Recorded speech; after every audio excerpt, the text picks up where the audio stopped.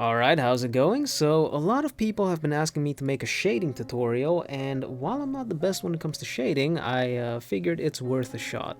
And as always, if you'd like to support the channel, we have a Patreon as well as a YouTube memberships link in the description, and we also have a Discord server which you can join if you want to hang out with the rest of the community. But with that out of the way, let's get started. Before we can get to the shading, we have to go over some of the other things like the brushes I use and the way light works, so if you don't want to watch any of that, you can just skip ahead to where the shading starts. I use 3 different brushes, although they're not that different. So the first one is a round brush with pressure opacity turned on and a hard edge.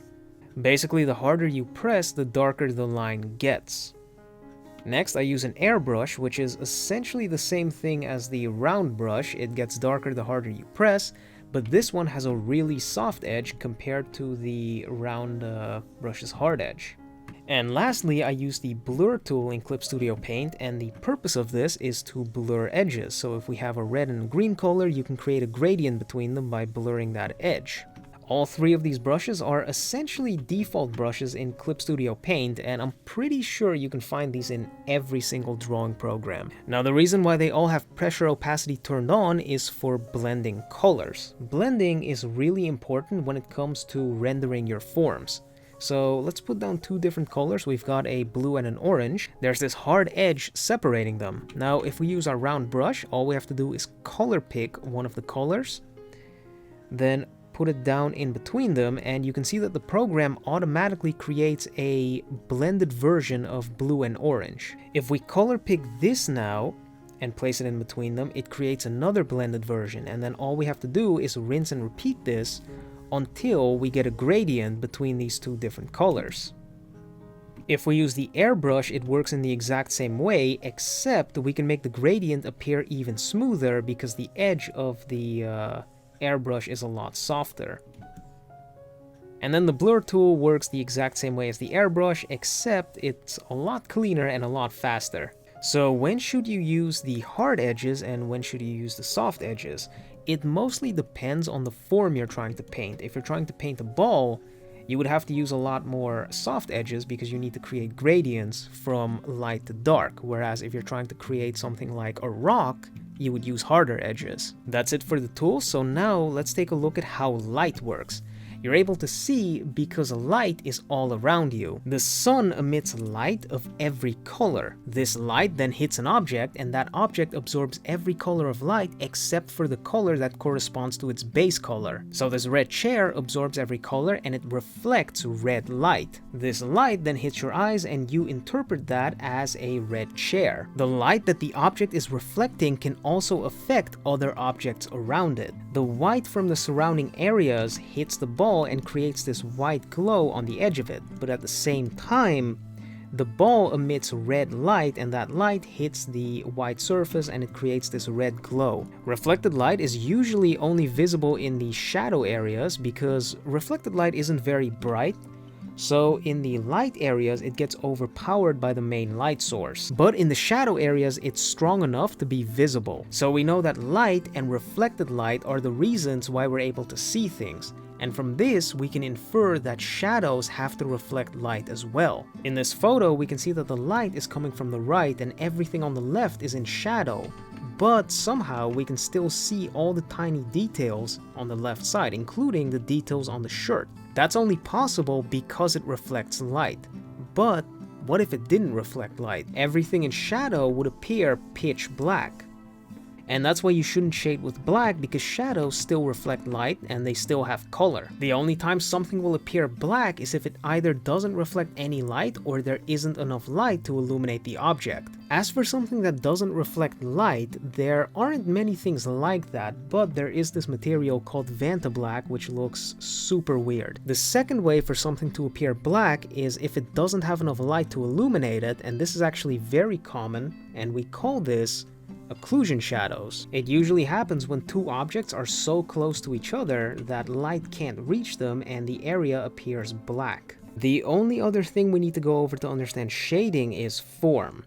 We live in 3D space, and objects in 3D space are affected by light in different ways. For the most part, this comes down to light direction. Let's say we have a light source and a flat plane that's receiving light. Objects appear brighter when they're positioned perpendicularly to the direction that the light is coming from. This plane is at its brightest now, but if we rotate it down, it's facing away from the light source, so we have to draw it in shadow. With a curved plane, it works the same way. The side that's facing the light will be the brightest, and as it turns away, these surfaces become less and less bright until the surface is parallel to the light direction. So this would be where the shadow starts. In 3D, it would look like this. The brightest part of the object would be here, and then as it slowly turns away, there's a gradual reduction in brightness, so we have to create a gradient from light to dark. With all of that out of the way, we can finally start the actual shading. Now first, I'm going to map out where the shadows are and where the lights are, and to do that, I need a shadow color. Shadows are a darker color of the base color, so technically I could also shade it with this, but the character's standing outside, so the shadows are affected by light. In this case, reflected light is coming from the sky, so shadows are going to be kind of blue. And I could shade it with this as well, but I mean that's kind of based on art style. I don't want to do that, so instead, I'm first going to shade it with this darker color, and now look what happens when I add some blue to this. Now I'll color pick this. And the color went over here. It went from here to down there. So if I want a proper shadow color, it needs to be somewhere in this range. And I guess we'll go with this.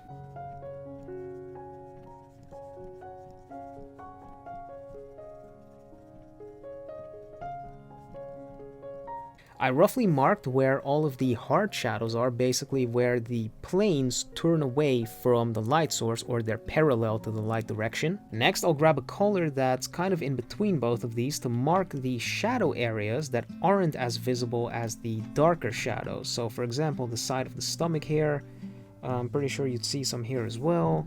This side of the arm, the neck.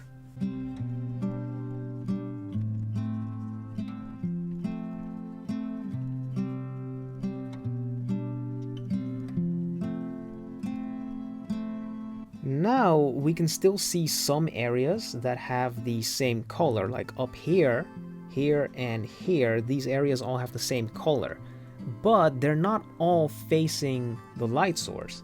The leg here, as well as the entire area up here, is facing the light source. The light is coming from above.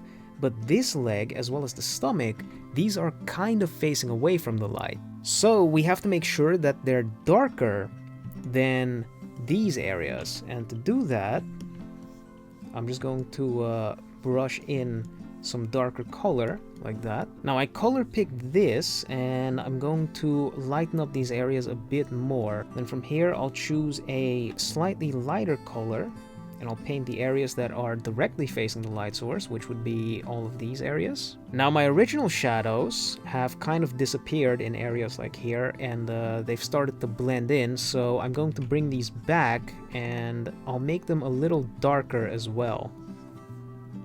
To do that, we just grab a color that's darker. Remember, you can use black if you want in the occlusion areas, like for example, you'd probably find one like right there, but occlusion is something that we usually add towards the end, so I wouldn't really be too worried about it right now. Another thing that I actually forgot to mention are cast shadows. When one object is in front of another object, it's casting a shadow, so in this case we'd have to draw one under the chest and probably one under the neck as well, or on the neck. Now I'll create another layer on top of the original one and I'll paint it completely black. Then I'll go to layer modes and I'll set that to color, and that gives you a grayscale version of the painting. I haven't gone over grayscale in this video, but the benefits of using grayscale is that it shows you where the light areas are, and it shows you where the shadow areas are. So using this, you can check to see if your lights and shadows are done properly. In this case, I think this area actually looks a little too flat because it's just a flat gray and then a flat light gray. So I'll have to change that as we go along, and I'll have to add some more colors there. And now I'm going to time-lapse the rest of it and just do post-commentary for it, because this did take quite a while to paint, I think around 30 to 40 minutes, and that's kind of the thing about rendering. It's one of the most time-consuming things in art, and even if you know what to do, you can't really speed up the process. It just takes a lot of time. But right now, I'm just trying to blend a lot of the colors that I put down previously using the blur tool as well as the round brush. I'm pretty sure I'm not using the airbrush because I usually only use that when I'm trying to change how light or how dark a color is, or if I'm trying to add a different hue to the colors. Color blending is a very important skill, and I would equate it to drawing lines when you're drawing. So this is something that you have to practice separately. An easy way to do that would be to just have two different colors, basically what I showed at the start of the video, just having two different colors and then color picking, placing the color over the other color, and then just color picking, trying to create a gradient. I would suggest doing that with the round brush instead of an airbrush, because the airbrush makes it a little easier. I use the blur tool a lot as well when I'm trying to blend colors, but the reason I'm doing that is because it creates a smoother gradient than what you can do with the round brush, and it's also faster. If I were to try to blend everything manually, this would probably take me upwards of an hour instead of the 30 minutes it took me now. By the way, I'm using pressure opacity on my brushes, so the harder I press, the darker the brush gets, and the lighter I press, the lighter it gets. I'm not using any pressure sensitivity for the size because that would conflict with the pressure opacity. But then you may be wondering, if your brush doesn't have any pressure sensitivity for the size, how do you paint the smaller details, or how do you make sure you paint an area without overpainting on a different area? And for that, you would have to set a shortcut that lets you quickly change the size of your brush. In Clip Studio Paint, you can hold Ctrl and Alt and then drag across the screen to change the size of the brush, and that's a very useful shortcut, so I would recommend getting used to that. So what I'm doing right now is I'm adding some reflected light into the shadow area, as well as making some parts of the shadows darker and some parts of the shadows lighter. I think a mistake that people very often make when they're shading is they keep their shadows extremely flat. And that could work for certain styles, like if you have more of a cel-shaded look, then having that flat shading could make it look better. But if you're trying to go for more of a realistic look, forms are constantly twisting and turning, and they're being hit by light from different directions, they're being hit by light with different intensities. So you're never going to have a color that looks the exact same for a very long period of time. Colors are constantly changing even within the shadow areas. They're getting lighter and darker. You can see the area near the armpit is a lot lighter than the area near the edge of the body. And if you think your shadows look flat, that's probably why. They literally are flat. They don't have any value variation or contrast within them. Right now I'm painting the neck, and this actually reminds me of layer modes, because there are a bunch of different layer modes you can use in digital programs, stuff like multiply, darken, screen, glow dodge. They all have different functions, and I looked into those functions a bit. They're extremely complicated. It's really hard to explain and understand how they work. And of course you can use them without really understanding what they do, but it'd help if you understood what they did before you tried to use them. But the reason why I brought that up is because I wanted to talk about multiply.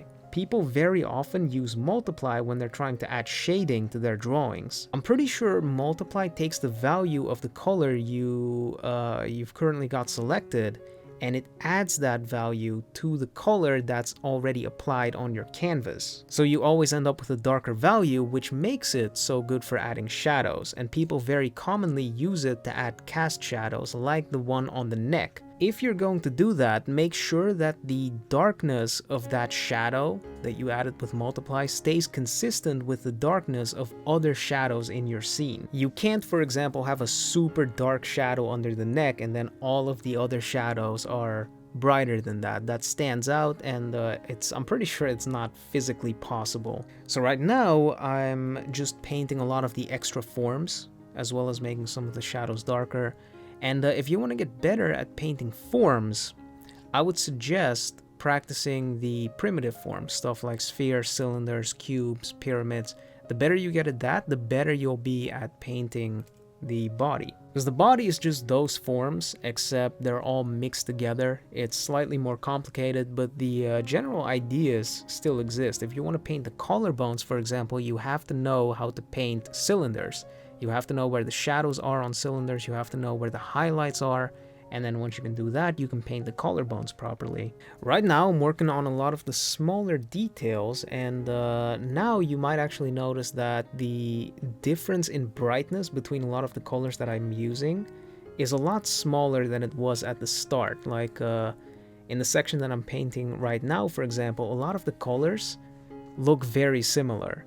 And that sort of stuff is necessary if you want to make things look three-dimensional, because you have very gradual changes in value. So when you're painting shadows, it isn't always about using two colors that are extremely different. As long as the colors are different enough to the point where they can create visible contrast, that's good enough for a lot of shadows. Another thing that I want to go over is the workflow. So in this case, I started with the base color, and then I added the really dark shadows, then I added the lighter shadows, and then from there I just started painting within those areas that I defined. Keeping everything organized like that is probably one of the most time efficient ways to work, but I think more importantly, it also prevents you from losing track of where the shadows and where the lights are. Because the way light works is areas that are in the light are always going to be brighter than areas that are in the shadows. If you define where those light and shadow areas are right at the start, you'll never place the wrong values in the wrong areas. I think when I first started, I was just placing shadows wherever, and then you end up with with those art pieces where you can't tell where the light is coming from. And one more thing I want to go over, this whole thing was painted on one layer, or I had the base layer and then I made a clipping mask layer above it, and everything was painted on that one clipping mask layer. I know people like to make new layers for every single change they make, and there isn't really anything wrong with that. But if you want to do a shading style like this, there's a lot of painting over certain areas. Like sometimes your shadows are too dark, so you have to make them look lighter. Sometimes they're too bright, so you have to make them look darker. And especially what I'm doing right now, I'm painting over the shadows that already exist. It's really hard to paint over areas if every single area is painted on a different layer. So if you're somebody who likes to paint with a lot of different layers, try to paint with one layer next time, just to experiment with it and see how it goes. Of course, different items can be placed on different layers, like the clothing can be put on a different layer.